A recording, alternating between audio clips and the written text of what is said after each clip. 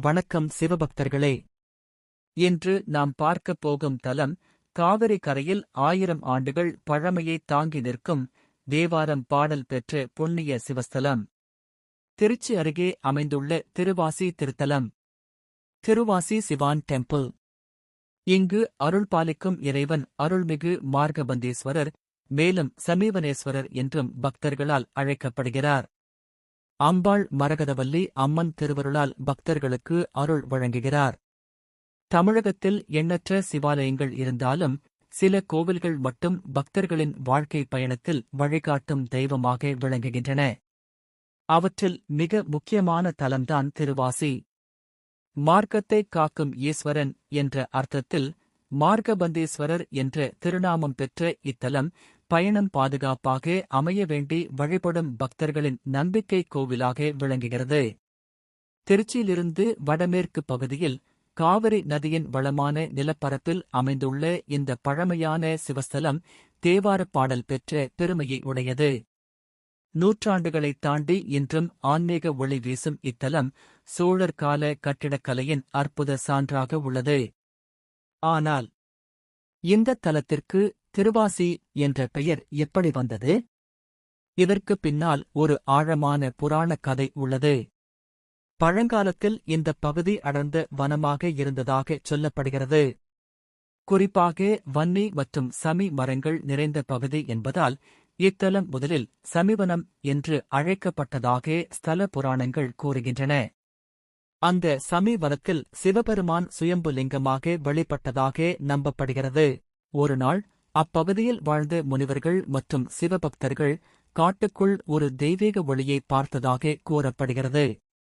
அந்த ஒளி எழுந்த இடத்தில் சுயம்பு லிங்கம் வெளிப்பட்டிருந்தது. அதனை பார்த்த முனிவர்கள், இது சாதாரணம் அல்ல, சிவபெருமான் நேரடியாக இங்கு அருள் பாலிக்கிறார் என்று உணர்ந்தனர். அதன் பின்னர் அங்கு தினசரி பூஜைகள் தொடங்கின. மெதுவாக அந்தக் காட்டுப் பகுதி சிவபக்தர்களின் யாத்திரை தலமாக மாறியது. இந்த தலத்தின் மற்றொரு சிறப்பு என்னவென்றால், இங்கு சிவபெருமான் வழிகாட்டும் தெய்வம் என்ற பெருமையுடன் இருக்கிறார். பழைய காலங்களில் வணிகர்கள், வீரர்கள், யாத்திரிகர்கள் நீண்ட பயணத்திற்கு முன் இந்த தலத்தில் வந்து தரிசனம் செய்து சென்றதாக கூறப்படுகிறது. எங்கள் பயணம் தடையின்றி நிறைவேறட்டும், ஆபத்துகள் எதுவும் நேரக்கூடாது, இறைவா நீங்களே எங்களை வழிநடத்த வேண்டும் என்று வேண்டிக் கொண்டு சென்றவர்களுக்கு அற்புத அனுபவங்கள் கிடைத்ததாக பக்தர்கள் நம்புகின்றனர். இதனாலேயே மார்க்கத்திற்கு துணை நிற்கும் ஈஸ்வரன் மார்கபந்தீஸ்வரர் என்ற பெயர் உருவானதாக கூறப்படுகிறது. அன்புடைய சிவபக்தர்களே, முன்னதாக திருவாசி திருத்தலத்தின் தோற்றம், மார்கபந்தீஸ்வரர் என்ற திருநாமத்தின் பின்னணி மற்றும் இந்த தலத்தின் ஆன்மீக மகிமையைப் பற்றி பார்த்தோம். இப்போது இந்த தலம் எவ்வாறு தேவாரம் பாடல் பெற்ற சிவஸ்தலமாக உயர்ந்தது என்பதை பார்க்கலாம். தமிழ் சைவ சமயத்தின் பொற்காலத்தில் தமிழகத்தின் பல புனித சிவத்தலங்களுக்கு சென்று இறைவனை பாடி மகிமைப்படுத்தியவர்கள் நாயன்மார்கள். அவர்களில் முக்கியமானவர்கள் திருஞான சம்பந்தர், திருநாவுக்கரசர், அப்பர் மற்றும் சுந்தரர். திருஞான சம்பந்தர், அப்பர், சுந்தர். இந்த திருவாசி தலம் குறிப்பாக திருஞான சம்பந்தர் அருளிச் செய்த தேவாரப் பாடல் பெற்ற தலம் என்று சைவ மரபில் போற்றப்படுகிறது. ஒரு காலத்தில் சிறுவயதிலேயே சிவஞானம் பெற்ற திருஞான சம்பந்தர் தமிழகம் முழுவதும் உள்ள சிவாலயங்களை தரிசித்து தேவாரம் பாடி வந்தார். அவர் சென்ற இடமெல்லாம் பக்தி பெருக்கெடுத்து மறைந்திருந்த சிவத்தலங்கள் மீண்டும் உயிர் பெற்றதாக வரலாறு கூறுகிறது. அவ்வாறு காவிரி கரையோர புனித தலங்களை தரிசித்து வந்தபோது அவர் திருவாசிக்கும் வந்ததாக சொல்லப்படுகிறது.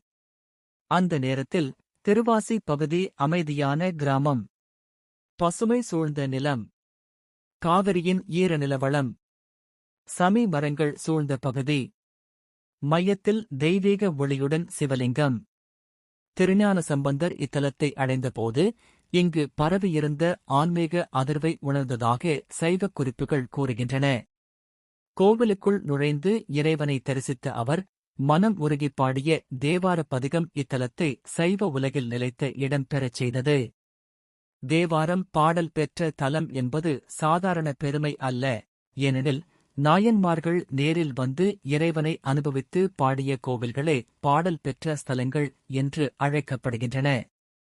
தமிழகத்தில் உள்ள ஆயிரக்கணக்கான சிவாலயங்களில் வெறும் 274 தலங்களுக்கே இந்த அரிய பெருமை கிடைத்துள்ளது.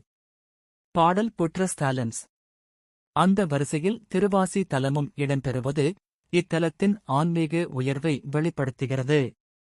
தேவாரப் பாடல்களில் இறைவன் வெறும் கல் சிலை அல்ல, உயிரோடு அருள் புரியும் தந்தை, தாயாகக் காக்கும் சக்தி, பக்தரின் துன்பத்தில் துணையாக நிற்கும் கருணைக் கடல் என்று சித்தரிக்கப்படுகிறார். திருவாசி மார்கபந்தீஸ்வரரையும் அப்படித்தான் பக்தர்கள் அனுபவித்தனர்.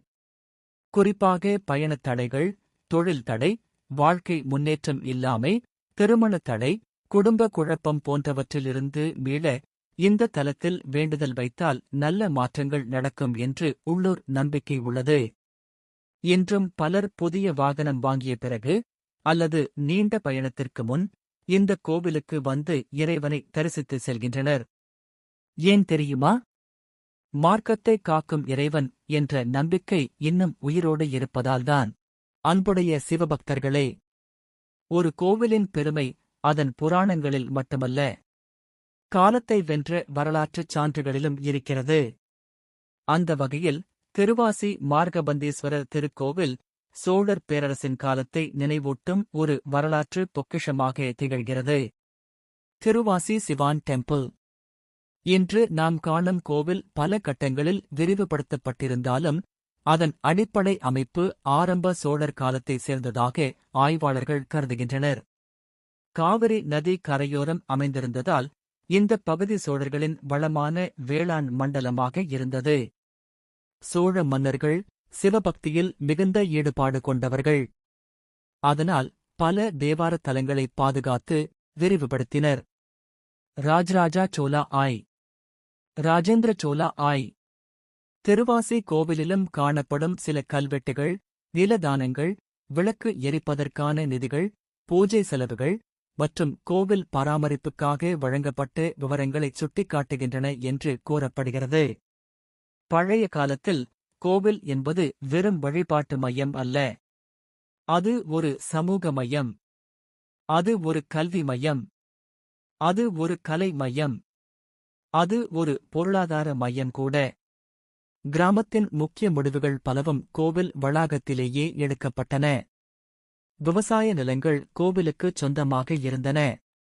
அந்த வருமானம் மூலம் அன்னதானம், பூஜைகள், விழாக்கள் நடந்தன. திருவாசி கோவிலும் அப்படிப்பட்ட மையமாக இருந்திருக்கலாம் என்று வரலாற்று ஆய்வாளர்கள் கருதுகின்றனர்.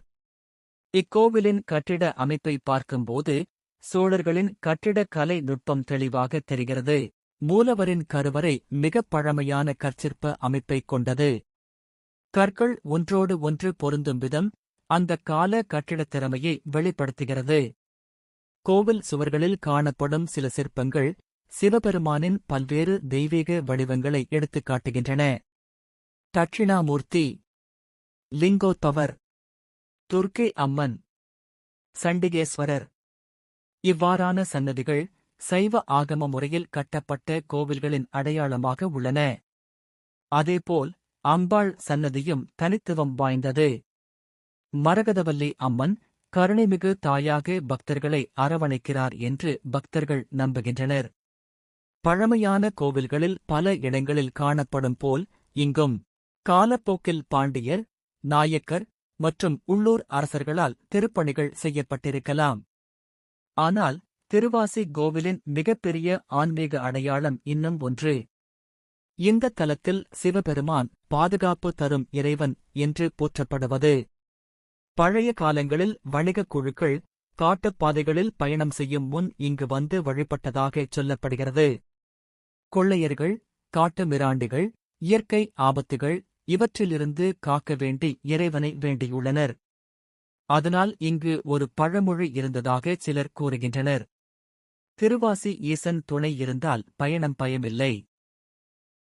இதுவரை திருவாசி தலத்தின் தேவார பெருமை, சோழர் கால வரலாறு மற்றும் கோவில் சிறப்புகளை பார்த்தோம்.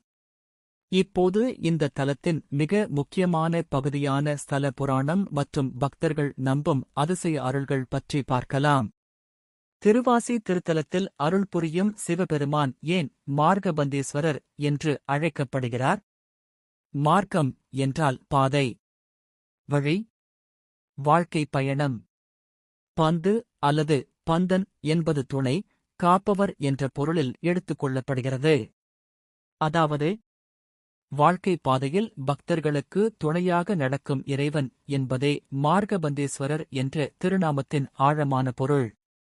ஸ்தல புராணத்தில் சொல்லப்படுவது என்னவென்றால், ஒரு காலத்தில் நீண்ட தூர வணிகப் பயணம் மேற்கொண்ட ஒரு வணிகர் குழு இந்த பகுதியை கடந்து சென்றதாக கூறப்படுகிறது. அப்போது அடர்ந்த காடு, இருள், கொள்ளையர் அச்சம், காட்டுமிராண்டிகள்.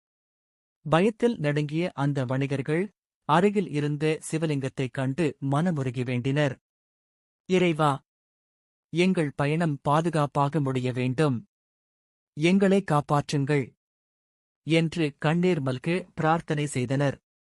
அப்போது ஒரு தெய்வீக வேடத்தில் ஒருவர் தோன்றி அந்தக் குழுவை பாதுகாப்பாக வழிநடத்திச் சென்றதாக கூறப்படுகிறது. பயணம் முடிந்த பின்தான் அவர்கள் உணர்ந்தனர், தங்களை வழிநடத்தியவர் சாதாரண மனிதர் அல்ல, சிவபெருமான் தாமே. அந்த நாளிலிருந்து இத்தல இறைவன் மார்க்கத்திற்கு துணை நிற்கும் ஈசன் மார்கபந்தீஸ்வரர் என்று அழைக்கப்பட்டார் என்று ஸ்தல மரபு கூறுகிறது. அதனால் இன்றும் பலர் புதிய தொழில் தொடங்கும் முன், வெளிநாடு செல்லும் முன், நீண்ட பயணத்திற்கு முன், புதிய வாகனம் வாங்கிய பிறகு, வாழ்க்கையில் தடைகள் நீங்க வேண்டி இந்தக் கோவிலில் வந்து அர்ச்சனை செய்கிறார்கள். பல பக்தர்கள் சொல்வதென்னவென்றால், வேண்டுதல் வைத்து சென்றோம், வேலை கிடைத்தது, பயணத்தில் இருந்த பெரிய ஆபத்து தவிர்ந்தது, குடும்ப பிரச்சினை சரியானது, திருமண தடை நீங்கியது என்று அனுபவங்களை பகிர்ந்து கொள்கிறார்கள். இது வெறும் நம்பிக்கையா அல்லது இறை அருளின் வெளிப்பாடா? அதை ஒவ்வொரு பக்தரும் தங்கள் அனுபவத்தில் உணர்கிறார்கள். திருவாசி தலத்தின் இன்னொரு முக்கிய அம்சம் சமி மரம். பழமையான காலத்தில் இப்பகுதி சமி மரங்கள் நிறைந்த காடாக இருந்ததால் இத்தலம் சமிவனம் என்று அழைக்கப்பட்டதாக கூறப்படுகிறது. சமி மரம் இந்து சமயத்தில் வெற்றியின் அடையாளம். பலர் தடைகள் நீங்க வெற்றி கிடைக்க சமி இலை வைத்து வழிபடுவார்கள். அதனால் இந்த தலத்தில் வழிபடுவது வாழ்க்கை பாதையில் நல்ல முன்னேற்றத்தை தரும் என்று பக்தர்கள் நம்புகின்றனர். இதுவரை திருவாசி திருத்தலத்தின் புராண வரலாறு, தேவாரப் பெருமை மற்றும் மார்கபந்தீஸ்வரரின் அருள்மகிமையைப் பற்றி பார்த்தோம். இப்போது இந்த பழமையான சிவாலயத்தின் கோவில் அமைப்பு மற்றும் உள்ளிருக்கும் தெய்வ சன்னதிகளின் ஆன்மீக சிறப்புகள் பற்றி விரிவாகப் பார்ப்போம். திருச்சி அருகே அமைந்துள்ள இந்த புண்ணிய தலம் தொன்மையான தென்னிந்திய சிவாலய கட்டிட மரபை பிரதிபலிக்கிறது. திருவாசி சிவான் டெம்பிள். கோவிலுக்குள் நுழையும் போது முதலில் நம்மை வரவேற்பது அமைதியும் ஆன்மீக அதிர்வும். பழமையான கல் சுவர்கள், நூற்றாண்டுகளைத் தாண்டியும் நிலைத்து நிற்கும் மண்டபங்கள், மெல்ல ஒலிக்கும் மணி சத்தம், விபூதி வாசனை, இவை அனைத்தும் பக்தரின் மனதை உடனே இறை நினைவுக்குள் அழைத்துச் செல்கின்றன. கோவிலின் மையப் பகுதியில் கருவறையில் அருள் புரிவது அருள்மிகு மார்கபந்தீஸ்வரர். சிவலிங்க வடிவில் காட்சி தரும் இறைவன் மிகப் பழமையான சுயம்பு மூர்த்தியாக கருதப்படுகிறார். சில ஸ்தல மரபுகளில் இவர் சமீவனேஸ்வரர் என்றும் அழைக்கப்படுகிறார். பக்தர்கள் நம்பிக்கைப்படி இறைவனை மனமுருகி வேண்டினால் வாழ்க்கையில் திசை தெரியாமல் தவிக்கும் நேரங்களில் கூட சரியான வழி கிடைக்கும் என்று நம்பப்படுகிறது. அதனால் சிலர் இவ்வாறு சொல்வார்கள், வழி தெரியாத நேரத்தில் திருவாசி ஈசன் வழிகாட்டுவார். மூலவரை தரிசித்த பிறகு அம்பாள் சன்னதிக்கு செல்கிறோம். இங்கு அருள் பாலிக்கும் தாயார் மரகதவல்லி அம்மன். தாயின் கருணை போல அருள் புரியும் சக்தியாக பக்தர்கள் அவரை போற்றுகின்றனர். குடும்ப அமைதி, திருமண வாழ்வு, குழந்தை பாக்கியம், மன அமைதி ஆகியவற்றுக்காக பெண்கள் அதிகமாக வேண்டுதல் வைப்பதாக கூறப்படுகிறது. அடுத்து சிவாலயங்களில் வழக்கமாக இருப்பது போல பல பரிவார தெய்வ சன்னதிகளும் இங்கு காணப்படுகின்றன. விநாயகர் சன்னதி, எந்த தடையும் நீங்க முதலில் தரிசிக்கப்படும் தெய்வம். கணேஷா. முருகப் பெருமான் சன்னதி, ஞானமும் தைரியமும் வழங்குபவர். முருகன். தட்சிணாமூர்த்தி, குருவாக அருள் புரியும் சிவன் வடிவு. கல்வி, ஞானம், தொழில் முன்னேற்றத்திற்காக பக்தர்கள் வழிபடுகின்றனர்.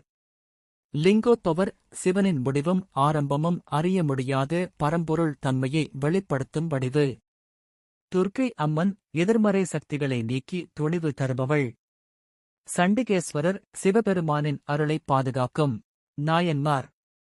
கோவிலின் தலவிருட்சம் பற்றியும் உள்ளூர் மரபில் முக்கியத்துவம் உண்டு. குறிப்பாக சமி மரம் இந்த தலத்தின் பழமையான அடையாளமாக கருதப்படுகிறது.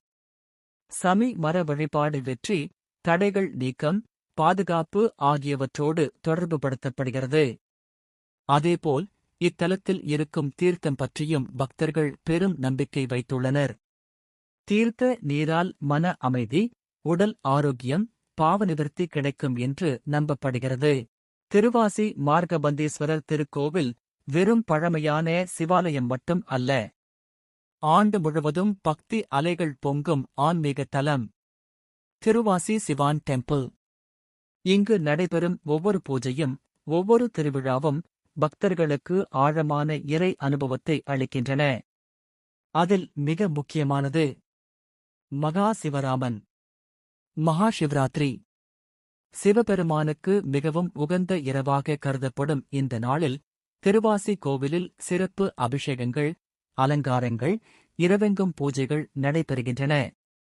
அந்த இரவில் பக்தர்கள் கண்விழித்து இருந்து ஓம் நமசிவாய, ஹர ஹர மகாதேவா என்று சிவநாமம் ஜபித்து இறைவனை தரிசிக்கின்றனர்.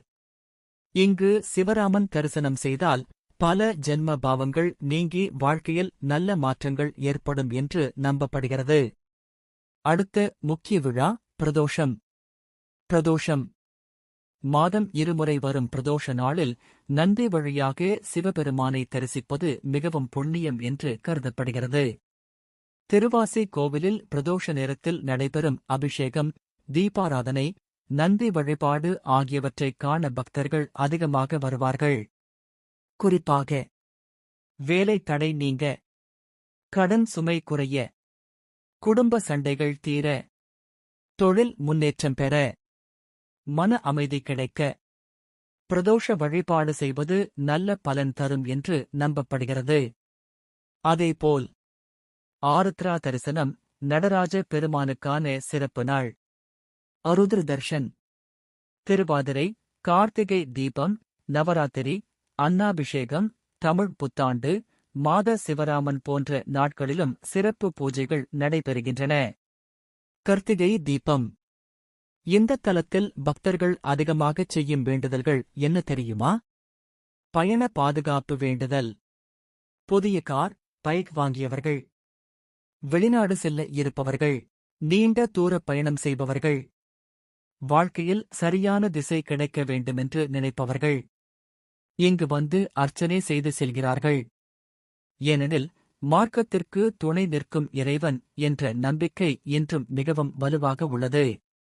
பல பக்தர்கள் தங்கள் வாகன சாவியை இறைவன் முன்வைத்து பூஜை செய்த பிறகே பயணம் தொடங்குவார்கள்.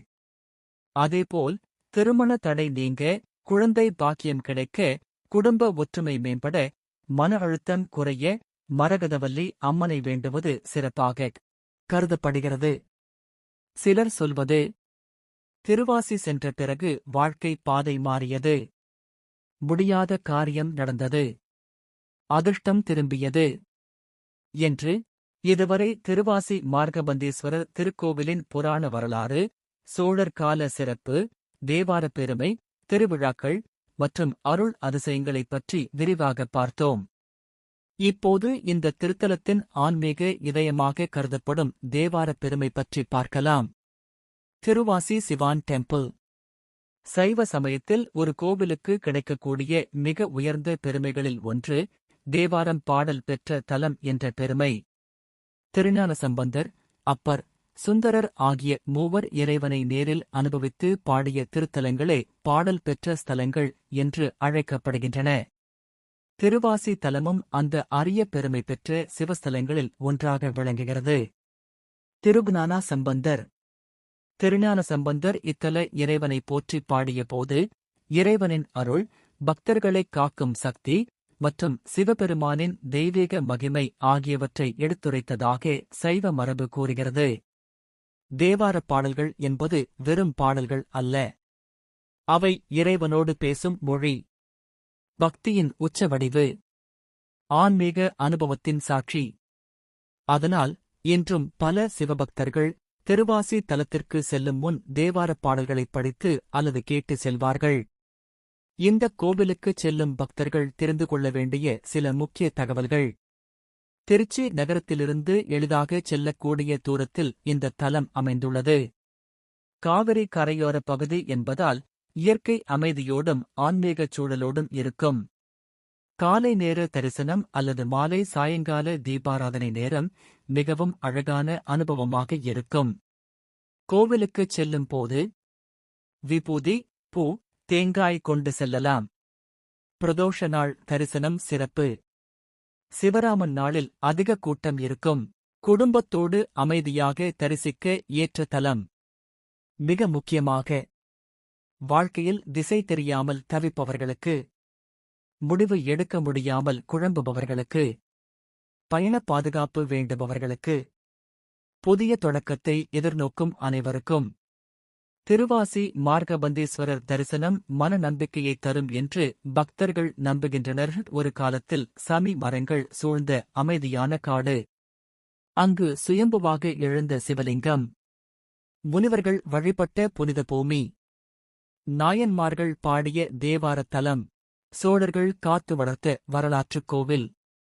இன்று ஆயிரக்கணக்கான பக்தர்களின் நம்பிக்கையின் மையமாக திகழ்கிறது திருவாசி மார்கபந்தீஸ்வரர் திருக்கோவில்.